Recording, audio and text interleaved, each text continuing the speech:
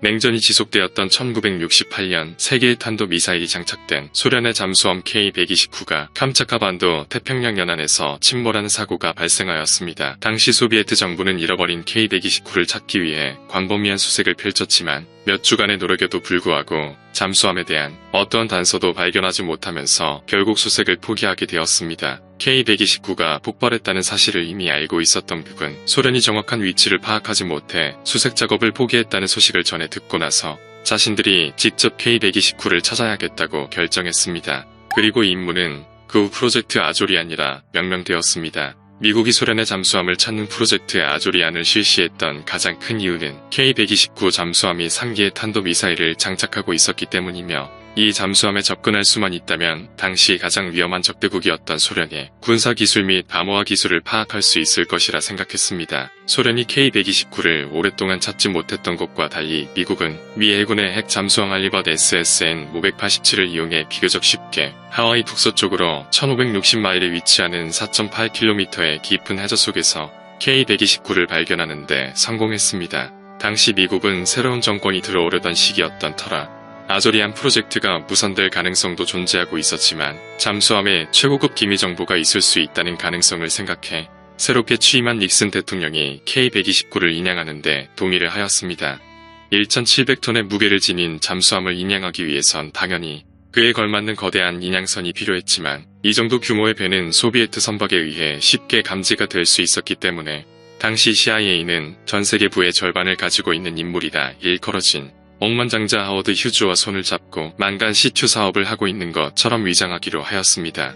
CIA는 그 후 하워드 휴즈가 운영하고 있는 회사에 K-129를 인양할 수 있는 휴즈 글로머 익스플로러를 의뢰하게 되었고 휴즈는 로키드 마틴과 협업하여 55,500톤의 배수량의 길이 619피트짜리 거대 인양선을 개발하게 되었습니다. 이 배는 잠수함 리프팅 요람을 설계하는 것 외에도 대형 석유 굴착 장치, 파이프 이송 크레인, 잠수함을 보관할 수 있는 센터, 도킹 장치 등을 갖추고 있었습니다. 소련의 항공기와 선박, 스파이 위성의 시선을 피하기 위해 아조리안 프로젝트의 전체 복구 임무는 수중에서 진행되었으며 잠수함에서 발견된 후드북과 수중에 남아있던 종이를 보존하는 방법을 개발하기 위해 과학자들과의 협력도 이루어졌습니다. 인양선 휴즈 글로머 익스플로러가 완공된 후 태평양에서 K-129의 인양 작업이 시도되기 직전 미국은 소련의 경계를 풀기 위해 대외적으로 억만장자인 하워드 휴즈가 만간 시추 작업에 엄청난 돈을 투자했다는 이야기와 곧 해양 채굴에 돌입한다는 거짓 사실을 대대적으로 발표했습니다.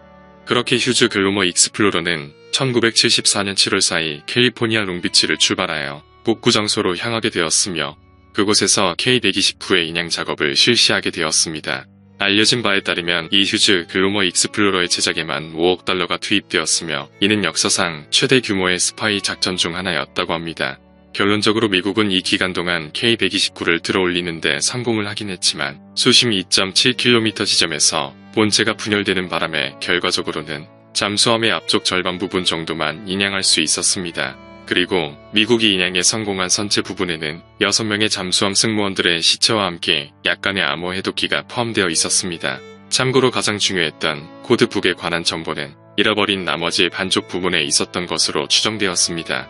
오랫동안 위장 암호 프로젝트 제니퍼로서 알려져 있던 비밀 프로젝트 아조리안의 진짜 목표는 그로부터 오랜 시간이 지나서야 알려지게 되었고 5억 달러 이상을 투입했던 비밀 프로젝트 아조리안의 소득은 2개의 핵 거래와 해독기 정도인 것으로 나타났습니다. 아조리안 프로젝트가 알려지고 오랜 시간이 지난 1992년 CIA의 국장은 러시아의 첫 번째 대통령이었던 보리스 엘친에게 당시 녹화해 두었던 승무원들의 장례식 영상을 보여주었는데 영상을 본 엘친 대통령은 그 자리에서 눈물을 훔치는 모습을 보이기도 하였습니다.